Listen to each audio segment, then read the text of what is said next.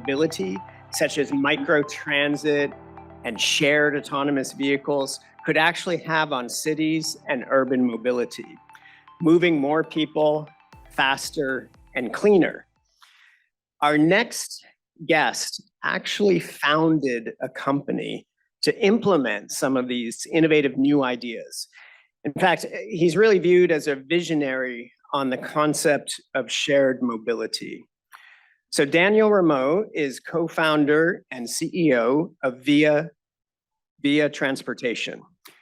They collaborate with cities and with public transportation entities. So I'll let Daniel tell you more about Via. But for now, let me just note one thing about Daniel that I find interesting.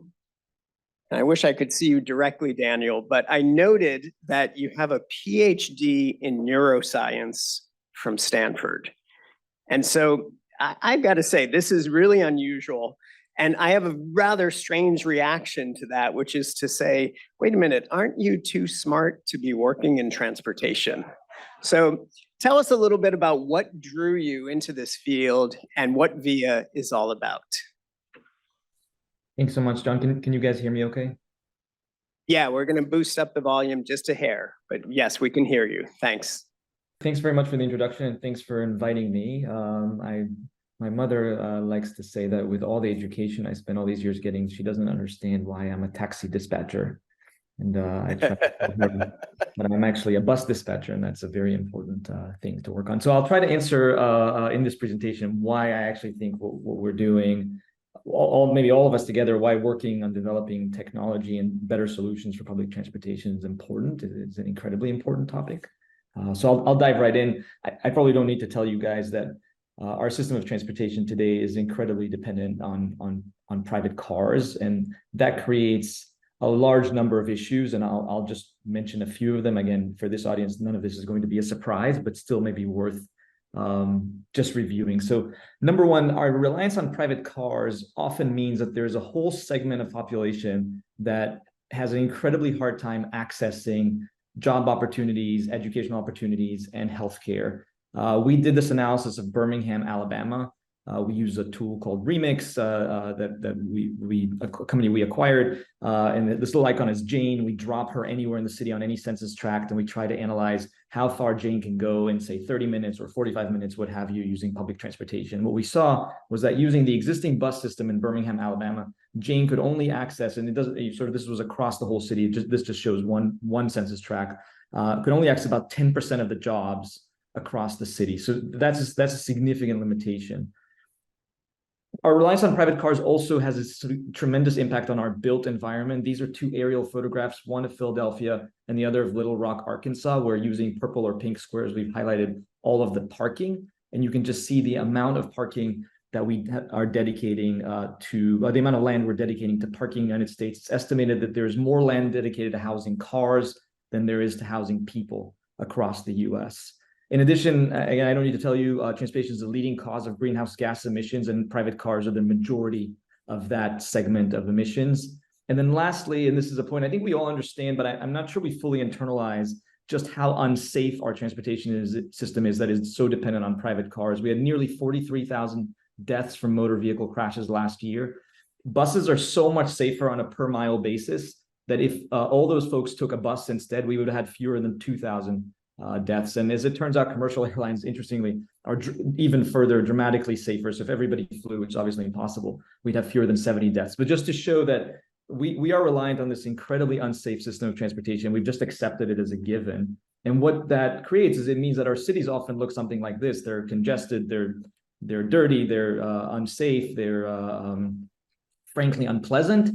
And we would like to try to move to cities that look more like this, where much more of the land is dedicated to people, not cars. They're safer, they're cleaner, and they're easier to get around. And we at VIA believe, and I hope you all agree, that public transportation is a key part of the answer, is a key part of the solution. And investing in better public transportation is incredibly important. And as it turns out, fortunately, the majority of Americans agree with us. In a survey run by the very well-respected publication, The Onion, they found that 98% of Americans favor public transportation for others, as it turns out. And so I think this is obviously, as you all know, The Onion is a satirical publication. This is not a real survey, but I think it captures something about the feeling that a lot of people out there have about public transportation, that it cannot be the solution. It isn't for me. I would never use public transportation. That just can't be right. And I actually think that that's a wrong perception. I think when we provide excellent public transportation, people use it. New York City, 56% of people get around using public transportation. London, it's 45%. Even the Incredible Hulk, Mark Ruffalo here is photographed taking the subway. This was just a couple of months ago, a photograph my wife took. So, when we provide great transportation, people use it. And so it's really on us to be able to provide a great public transit option. And unfortunately, the system that we've relied on historically, which is a fixed route, fixed schedule-based, large vehicle bus and train system, works, but only in a very limited subset of areas. So this is an analysis we did of an area just outside of Phoenix, Chandler and Gilbert, Arizona. These are the bus routes across this region, and you can very easily see that in much of Chandler and Gilbert, if you live in many parts of those cities, the bus system just doesn't serve you very well. You're going to need to walk, more than 2 miles to get to the bus route, and unless you're really walking in the direction that the bus is traveling, that system's not going to serve you very well. So, it's clear that we're just not providing a very good option for most of the residents of Gilbert and Chandler in the greater Phoenix area. So you could say, well, maybe the problem is that we just haven't designed the bus routes very well. Maybe if we designed the bus routes better, this wouldn't be an issue. So we did an analysis of the entire greater Phoenix, Arizona area and quantitatively try to quantify where can a bus actually work? Where is there enough density of residents, of people who work there, density of demand, that it would justify running a bus, a large vehicle on a fixed route, fixed schedule sort of system. And it turns out, which may not be surprising, that the vast majority of Phoenix is not very well suited to running a bus at all. So we believe that when we provide excellent public transportation, people will use it. We're just not able to provide very good public transportation in much of the United States with our existing systems. And so we at VIA came up with a new way to think about public transportation, one that uses smaller vehicles that can be routed dynamically, can be summoned on an app. And we refer to this system, now it's known as microtransit. That's actually not a word that we came up with, but that's become the way that these types of systems are referred to across the United States, or as we like to call them, on-demand transit. And the way that on-demand transit works, this is an image of a city in North Carolina called Wilson, about 50,000 residents. What you can see on the left is the map of Wilson with the previous system, the bus system that ran through it. Again, it's very easy to kind of intuit that for many residents of Wilson, the bus just didn't serve them particularly well. And for the vast majority of trips, you just can't really use the bus to get around. And we replaced that system with a microtransit system that relies on this network or grid of virtual bus stops. These are all these blue dots that cover the entire city. And the system basically allows people to travel between any 2 pairs of virtual bus stops. So you hail a ride on your phone, you walk to the nearest virtual bus stop, you get picked up, and you can get dropped off at any of the other virtual bus stops across the city. This obviously makes it much more convenient for people to travel and just serves a much larger percentage of the trips that people might want to take within Wilson. I'll come back to Wilson in a bit, but I wanted to just explain a little bit why this problem of on-demand transit may not be quite as easy as it may seem up front. And we discovered this as we started to operate. And I'll use an example from New York City here. This is Jane. Again, she's going to travel down the Upper East Side. That little green blob is Central Park. And she's going to use a shared ride system, a microtransit system. She's going to get picked up and then drive down, this is Lexington Avenue. And she understands it's a shared ride system. She's paying much less than she would pay for an Uber or a taxi. She's okay making a small detour to go and pick up Joe along the way. Her trip takes 17 minutes. Maybe she pays $3 in a subsidized public transit microtransit system. If, however, instead of that, Jane were to follow this route, still takes her 17 minutes. She's still making a small detour to pick Joe up along the way. But now she's making that detour very close to her destination. In the first image, Jane says, this is a great system. I love it. I love this microtransit system. I'm going to use it again. In the second one, Jane says, what the heck are you guys doing? I was 3 blocks from my destination, and then you took this huge detour. I'm never going to use the system again. It's the dumbest idea I've ever heard. And so from the algorithm's perspective, in both cases, we got Jane to her destination in 17 minutes. She paid the same amount of money, but the psychology of the trip, the way she perceives the trip is very, very different. And this is just one of those things that we discovered as we were building the algorithms behind the system, is that people really care about what their trip looks like not only how long it takes them to get there. And that makes all the routing decisions that we have to make far more complicated. There are many other considerations that we learned along the way. We've been doing this for about 11 years, trying to figure out how to make microtransit systems actually work, including the fact that you really need to route the vehicles while taking into consideration where rides are going to come in the future. So you have to predict where the rides are going to come from and position your vehicles in such a way that you're always well positioned. Your seats, the heat map of all your available seats is always matching the predicted demand that you know is going to come 5, 10, 15 minutes from now. So just a little bit of a taste of the complexity, perhaps, of running these types of systems. Let me see if I can jump ahead. Coming back to Wilson, by replacing the existing bus system with this microtransit system, we were able to double ridership for the same budget. So we took the budget that was previously being used to run the bus system, instead replaced it with a collection of vans that are dynamically routed, and as I showed earlier, can take people between any pairs of virtual bus stops. And we increased the transit coverage across the city by 60% and doubled ridership almost essentially overnight. Within a couple of weeks, we had double the ridership.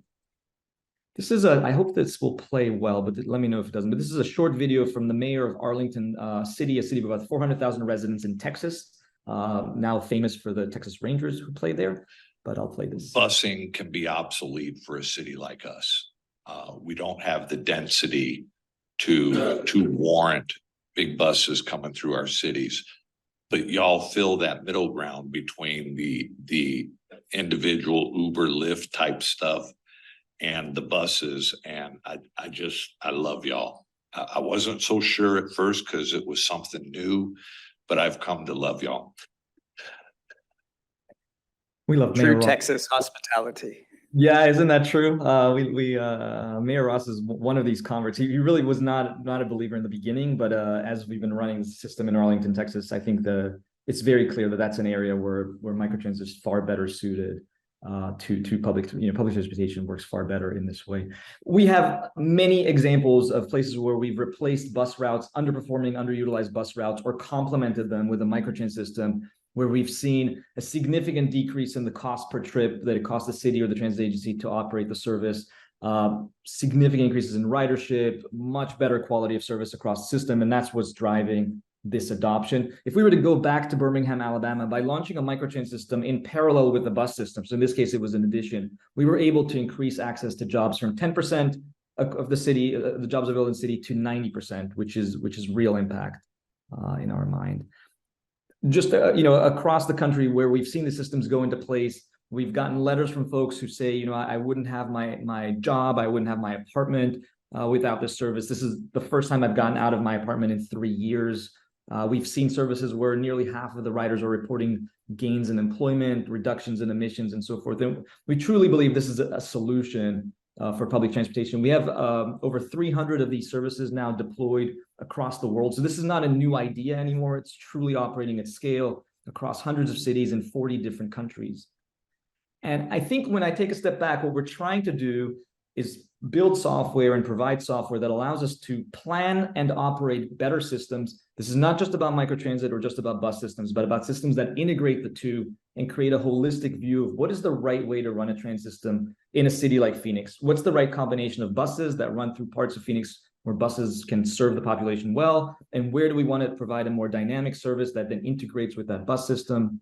We haven't talked much about this, but there's a whole parallel system of transportation for people with disabilities in the US called paratransit. I'm sure you know that has been operating in a silo historically, highly inefficient, that we're trying to, and we believe can be combined to create a much more efficient and better system, again, using technology.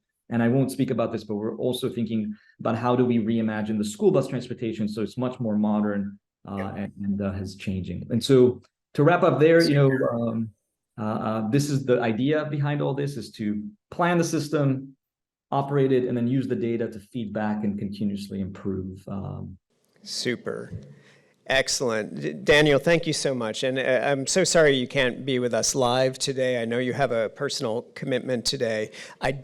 First of all, Daniel is going to stick around for the subsequent panel discussion on public transportation. I do hope you'll still be with us just before noon, where Professor Alex Jacolat will be presenting some of the analysis that he's done on microtransit And I think in collaboration with some of your colleagues. The point about safety, absolutely. I mean, the Federal Highway Administrator Shailen just told us all, imagine the car were invented today, and you said, well, here's the thing, it's going to kill 25 million people over the next, or excuse me, 1 million people over the next 25 million years. Probably wouldn't be a very popular concept. I did just want to give a shout out to Tiffany Chu from here from MIT, who is really the founder of Remix, who's been a wonderful part of our MMI community. And then finally, Daniel, just to give you a heads up, we did have a conversation about public transportation yesterday in our members meeting. Conversation was also asking this question about, are services like VIA a complement or a substitute? And so, that may come up, I think, in the discussion we're about to have.